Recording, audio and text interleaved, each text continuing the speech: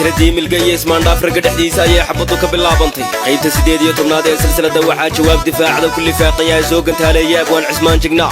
oo codkiisii baxsanaa abwaan cayn ugu sheegay dood suugaaneed baa wax lagu xalinayaa inuuna ragga xawalida u qabanin cismaan oo si xaladiisa silsilada u soo galay ayaa yidhi hadal mida marrimin dhowrin lagu matalo masraydaan ku idhi ha ka tagin milgaha adoon maarayn karayn haw soofayn midida iyadan weli dumarka lagu daba taagan yahay waxaa mawjadihiisa mugalahaa inooga soo ixtiraam abwaankii silsilada seeska u jeexay abwaan baadiye laxanka iyo muusigu waa macallimiintii horey silsilada seeska ugu jeexay qabashada codku waa maxamed kaadheeri oo baryahanba iska reer jigjigoobay waa soo saaristii midnama qaran filimis iyo howlwadeennada idin leh talow maxay dumarku soo wataan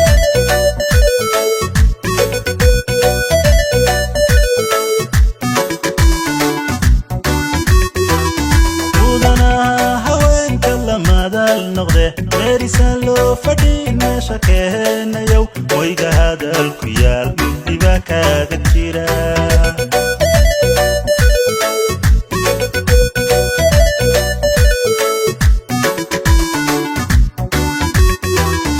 murtida xaalgaliya siday maamaadu til anigoonku maldihishow ismaan dhaafkatin adoon milisan buu xaalku kugu markaaday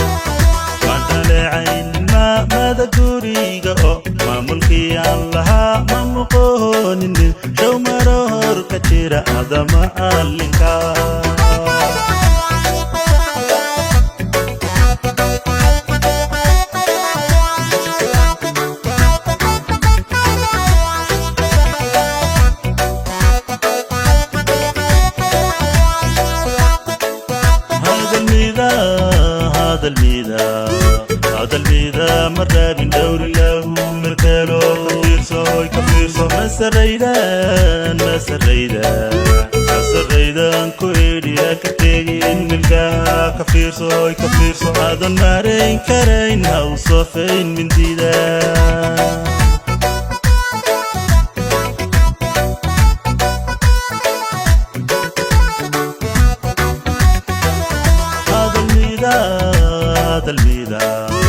hadalmida marraabin dhowrin lagu matelo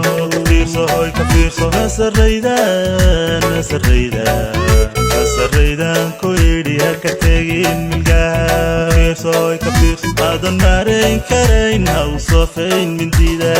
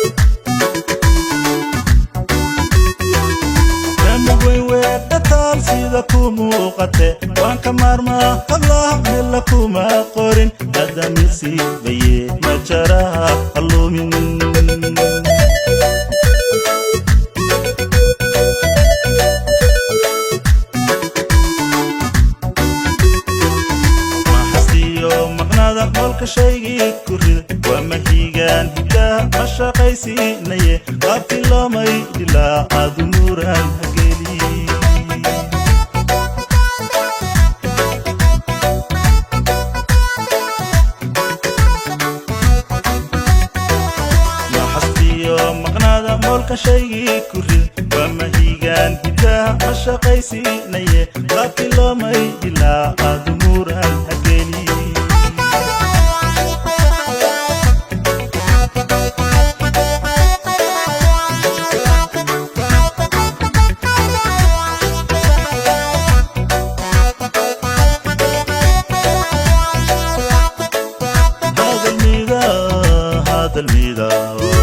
هذا الميدا مرة من دور اللغو متيلو في صهاي كبيرة